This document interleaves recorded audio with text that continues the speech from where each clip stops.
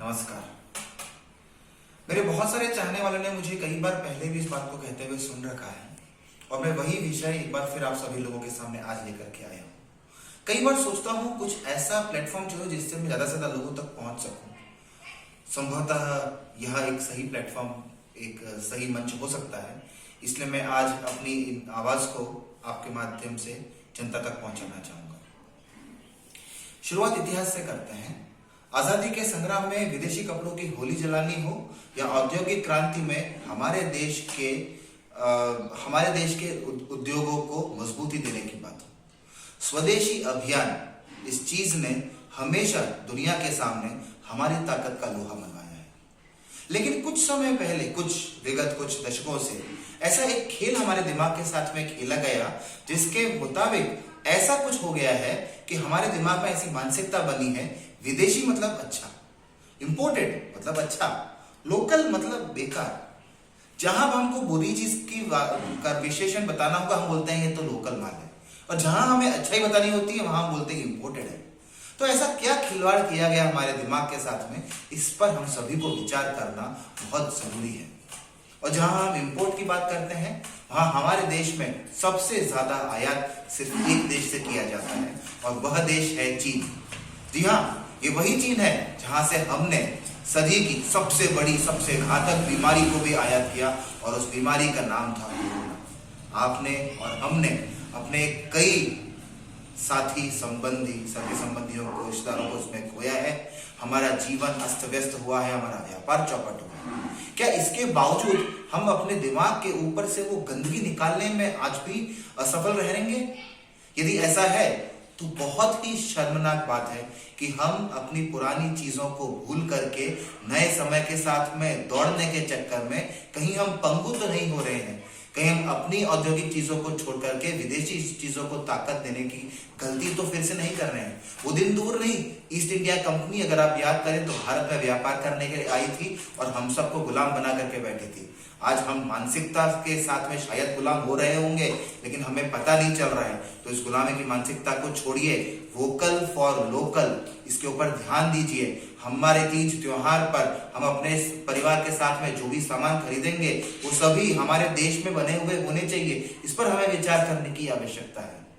आज दुनिया में, आज भारत में हम लोग कुछ भी खरीदारी करते हैं, आपके मेरे सभी के हाथ में जो फोन है, मैं ये कहता हूं कि 90% हम सभी के हाथ में चाइना की किसी न किसी कंपनी का फोन बना हुआ मिलेगा। यदि अगर मैं गलत हूं तो आप नीचे कमेंट बॉक्स में मुझे बता सकते हैं। 90%, ये आंकड़ा इससे ज्यादा जरूर हो सकता है लेकिन कम बिल्कुल नहीं होगा।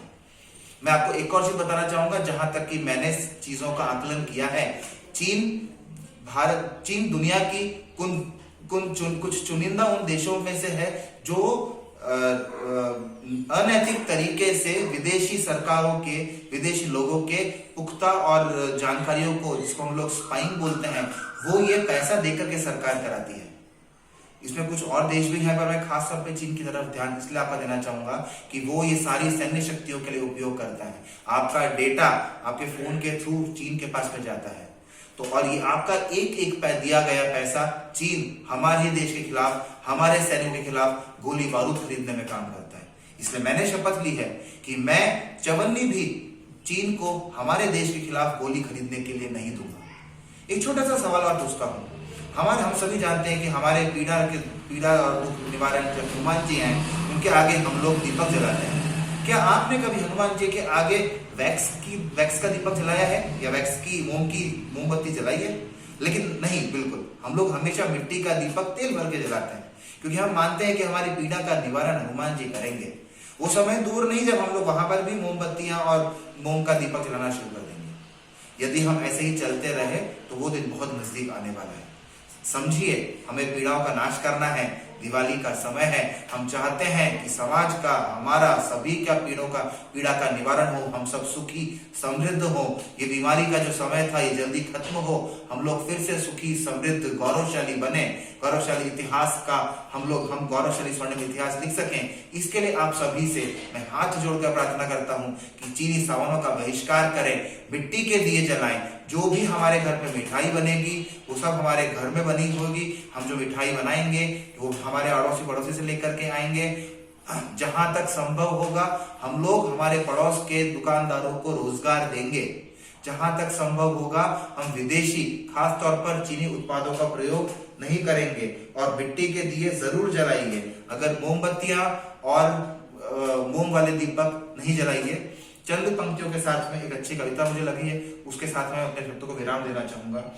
राष्ट्रहित का भला घोट कर छेद न करना थाली में, मिट्टी वाले दिए जलाना अब की बार दिवाली में, देश के धन को देश में रखना नहीं बहाना नाली में, मिट्टी वाले दिए जलाना अब की बार दिवाली में, बने जो अपने मिट्टी से वो दिए बिके बाजारों में, छुपी है वैज्ञानिकता अपने तीज और त्योहारों में, चाइनीज झालर से आकर्षित कीट पतंगे आते हैं, जबकि दिए में जलकर बरसाती कीड़े मर जाते हैं, कार्तिक दीप दान से पहले पितृदोष कुछ हाली में, मिट्टी वाले दिए जलाना अब की बार दिवाली में, कार्तिक की अमावस वाली रात न अब की काली हो, दिए बनाने वालों की भी खुशियों भरी दिवाली हो, अपने देश का पैसा जाए अपने भाई की झोली में, गया जो दुश्मन देश में पैसा लगेगा राइफल गोली में, देश की सीमा रहे सुरक्षित चूक न हो रखवाली में, मिट्टी वाले दिए जलाना अब की बार दिवाली में।